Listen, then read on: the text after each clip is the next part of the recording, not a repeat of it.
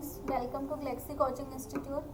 आज मैं आपके लिए लेकर आई हूँ फिजिक्स का बड़ा ही इम्पोर्टेंट टॉपिक जो है unit and dimensions. Firstly we have to know what is science. Science is the word comes from scientia, जिसका मतलब होता है टू नो। ठीक है, किसी चीज़ के बारे में जानना। उसके बाद basically the systematic study of physical phenomena is called science. ठीक है, जो फिजिकल फिनोमिना है उनकी सिस्टेमेटिक स्टडी क्या कहलाती है? साइंस कहलाती है। उसके बाद आती है physics. Physics is that branch of science which deals with nature and natural phenomena. ठीक है, फिनोमिना। तो फिजिक्स कौन सी ब्रांच है? जो नेचुरल फिनोमिना की स्टडी, जिस ब्रांच के अकॉर्डिंग हम नेचुरल फिनोमिना को स्टडी करते हैं वो क्या कहलाती है? फिजिक्स। ठीक है, इन फिनोमिनन्स को स्टडी करने के लिए हमें सबसे पहले यूनिट्स के बारे में पता होना चाहिए। तो यूनिट हमारी टू टाइप की होती है। First is fundamental unit and second is derived unit.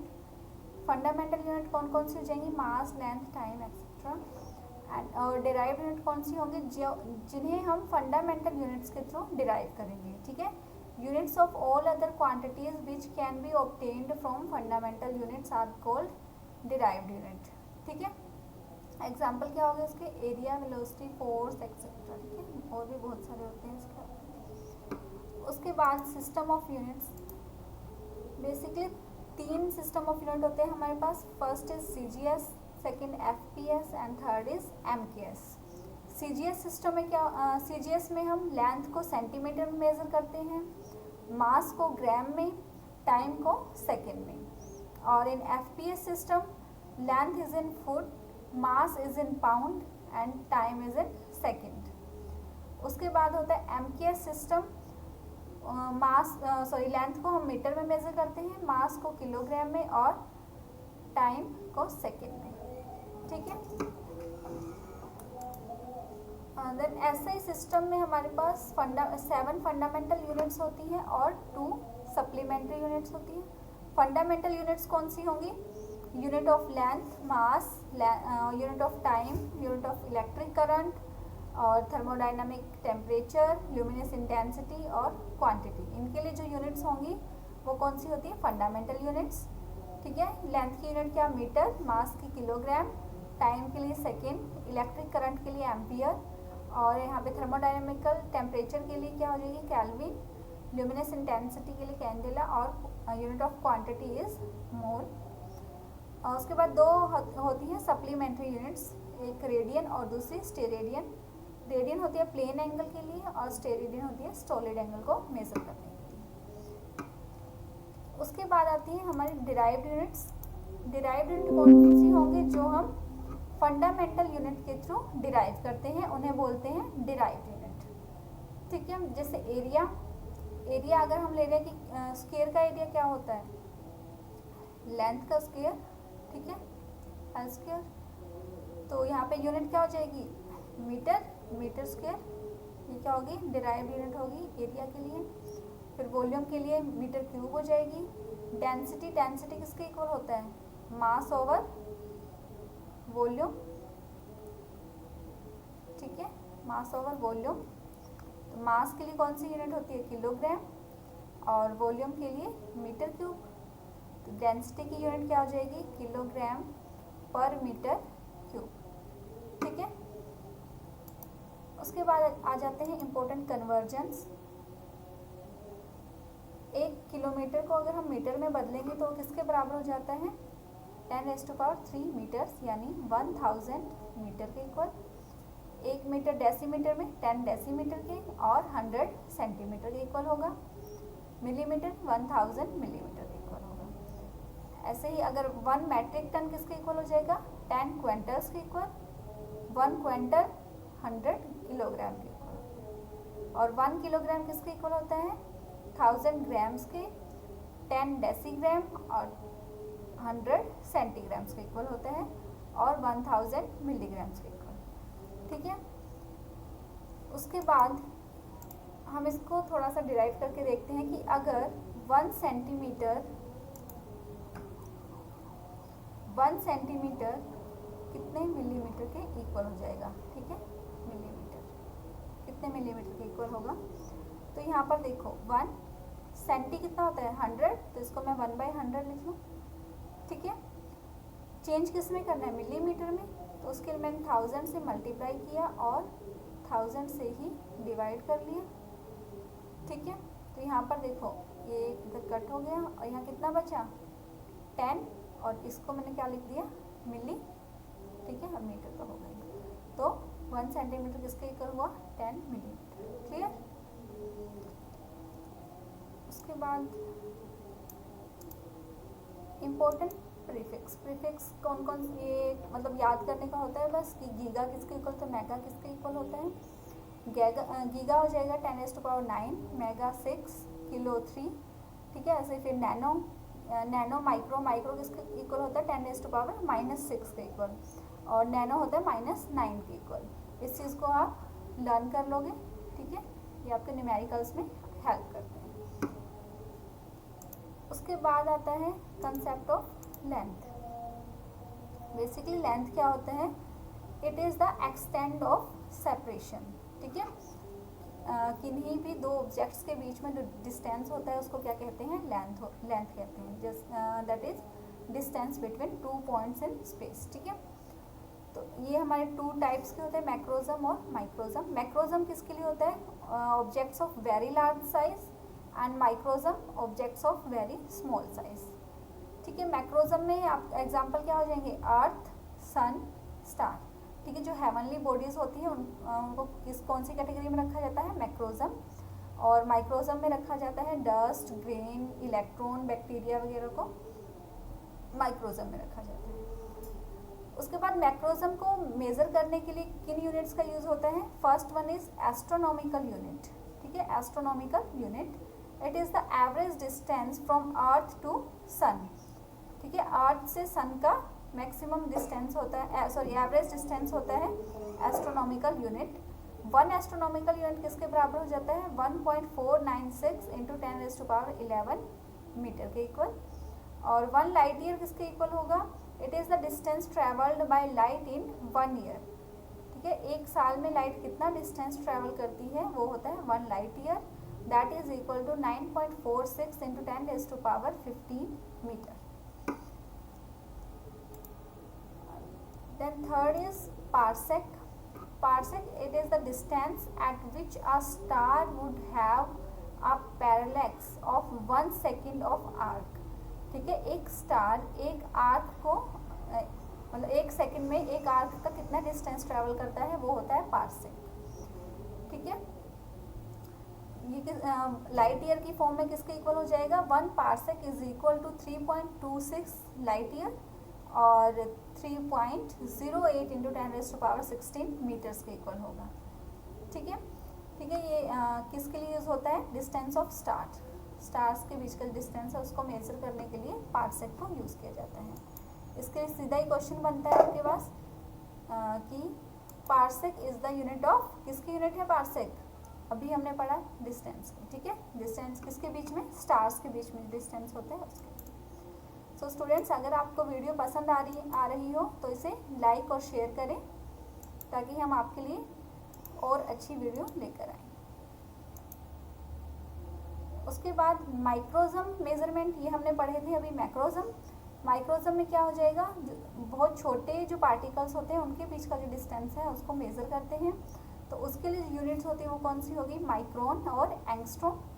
Micron 10⁻⁻6 और एंगस्ट्रॉम होगी 10⁻⁻10। एंगस्ट्रॉम को हम लिखते हैं इस सिंबल से, हम इसको डिनोट करते हैं 8 के ऊपर नोट। ठीक है, उसके बाद आता है कंसेप्ट ऑफ टाइम। टाइम क्या होता है, time is the separation between occurrence of 2 events is called time interval. ठीक है, किन्हीं भी 2 इवेंट्स के बीच का जो सेपरेशन होता है उसे क्या कहते हैं टाइम। ठीक है, देन कंसेप्ट ऑफ मास, ये क्या हो जाएगा it is the measure of a matter, मतलब किसी भी बॉडी के अंदर कितना मैटर कंटेन्ड है उसको कहेंगे मास। क्लियर। उसके बाद डायमेंशनल फार्मूलाज। डायमेंशनल फार्मूला ये हमारे फंडामेंटल यूनिट्स पे बेस होते हैं। ठीक है, फंडामेंटल यूनिट पे हमारा m मास के लिए, l लेंथ के लिए और t टाइम के लिए। तो डिराइव्ड यूनिट के लिए हम इनको लिखते हैं ठीक है, फंडामेंटल यूनिट्स की हेल्प से हमने इन्हें डिराइव्ड यूनिट के लिए लिखा हुआ है। ठीक है, तो यहाँ पर इनको हमने कंबाइन किया है कि work, potential energy, kinetic energy, heat energy, torque और मोमेंट ऑफ इनर्शिया। तो यहाँ पे जो वर्क के लिए जो डायमेंशनल फॉर्मूला होगा वही किसके लिए होगा, मोमेंट ऑफ फोर्स के लिए होगा। तो अगर आप वर्क के लिए याद कर लोगे तो मोमेंट ऑफ फोर्स का भी आपको अपने आप याद हो जाएगा। ठीक है, clear. Work, potential energy, kinetic energy और हीट, इनके लिए एक ही फॉर्मूला होगा ml/t-2। क्लियर।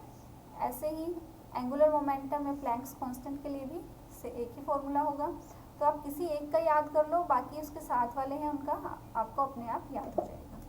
ठीक है स्टूडेंट्स, उसके बाद हम इसको डिराइव करना देख लेते हैं, कैसे डायमेंशनल फॉर्मूलाज को डिराइव करते हैं। फोर्स के लिए फोर्स का फॉर्मूला क्या होता है, mass into acceleration. Force is equal to mass into acceleration. Mass का डायमेंशनल फॉर्मूला m, और फिर एक्सेलरेशन के लिए क्या हो जाएगा, L/t-2।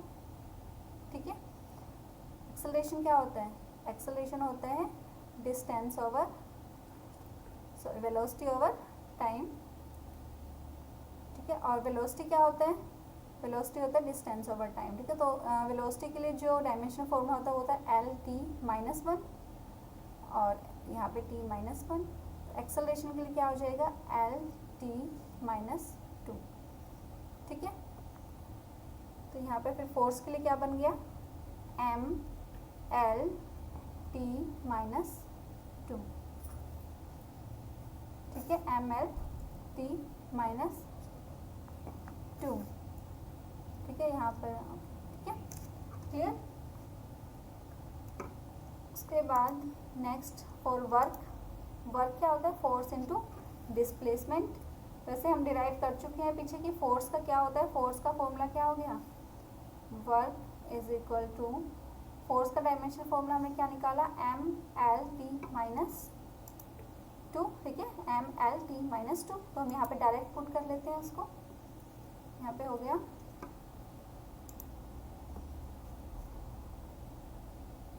ml/t-2।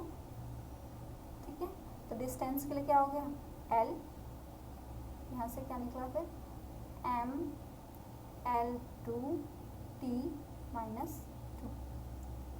क्लियर। ठीक है स्टूडेंट, समझ आ रहा है इनको कैसे डिराइव करना है। देन फॉर प्रेशर के लिए क्या होगा, फोर्स अपॉन एरिया, P से डिनोट किया। फोर्स का डायमेंशनल फॉर्मूला ml/t-2। ठीक है, एरिया का डायमेंशनल फॉर्मूला क्या होता है, L²। तो यहाँ पर क्या हो जाएगा, ऊपर जाएगा तो L/-2 होगा और ऊपर एक 1 है तो फॉर्मूला बन जाएगा ml-1t-2। क्लियर। तो प्रेशर के लिए फॉर्मूला क्या हो गया, ml-1t-2। राइट। उसके बाद the dimensional formula of surface tension. Surface tension के लिए डायमेंशनल फॉर्मूला क्या हो जाएगा स्टूडेंट, सरफेस टेंशन किसके इक्वल होता है, ये होता है फोर्स अपॉन लेंथ। ठीक है, किसके इक्वल होता है, फोर्स ओवर लेंथ। राइट, तो फोर्स का डायमेंशनल फॉर्मूला हमने अभी निकाला था, क्या था, ml/t-2। क्या था, ml/t-2। राइट, देन लेंथ, तो ये किसके इक्वल आ गया, लेंथ से लेंथ कट जाएगा यहाँ पर, ml/t-2।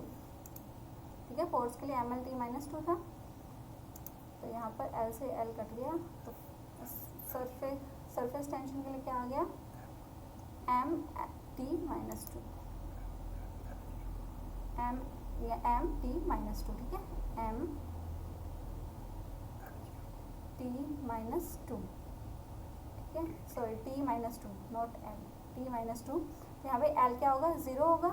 ठीक है, आपका फॉर्मूला कौन सा हो जाएगा, ये m1t sorry L0 and T minus 2. B option is right. ठीक है. Then the displacement of particle is given by. तो डिस्प्लेसमेंट ऑफ पार्टिकल के लिए फॉर्मूला है, तो बताओ T इज टाइम है और A and B are two constant. The dimension formula of constant B का डायमेंशन फॉर्मूला क्या हो जाएगा? तो यहाँ पर S किसके इक्वल है? S is equal to BT square. ठीक है, तो यहाँ से B के लिए हमें निकालना है. B इज इक्वल टू क्या हो गया? S divide by T square. Right. S क्या है यहाँ पर? डिस्प्लेसमेंट के लिए डायमेंशन फॉर्मूला होगा L और यहाँ पे T स्क्वायर. तो B का डायमेंशन फॉर्मूला क्या आ गया? LT minus 2. क्लियर? समझ आ रहा है स्टूडेंट्स? आई होप आपको वीडियो अच्छी लग रही होगी. अगर अच्छी लगी है तो इसे लाइक और शेयर जरूर करें. Then dimensional formula of relative density. Relative density का पूछा है स्टूडेंट्स. रिलेटिव डेंसिटी क्या होती है? ये दो डेंसिटीज की रेशियो होती है. ठीक है, रेशियो ऑफ डेंसिटीज. ठीक है, तो जब रेशियो ऑफ डेंसिटीज होती है तो डेंसिटी का फॉर्मूला क्या होता है? ML minus 3. ठीक है, ये होता है. ऊपर भी डेंसिटी और नीचे भी ML माइनस 3 होगा. तो ये दोनों क्या हो जाएंगे? एक दूसरे को कट कर देंगी और जो आपकी रिलेटिव डेंसिटी होगी वो कौन सी क्वांटिटी हो जाएगी? डायमेंशनल लेस हो जाएगी. ठीक है, डायमेंशनल लेस क्वांटिटी. उसके कोई भी डायमेंशंस नहीं होंगे. Right. So students, I hope आपको ये वीडियो काफ़ी अच्छी लगी होगी और जो हमने आपको डिराइव करना सिखाया है, फोर्स, वर्क और प्रेशर वगैरह, तो आपको काफ़ी अच्छे से क्लियर हो गए होंगे. तो अगर आपको वीडियो पसंद आई है तो इसे लाइक और शेयर ज़रूर करें. Okay students, have a nice day.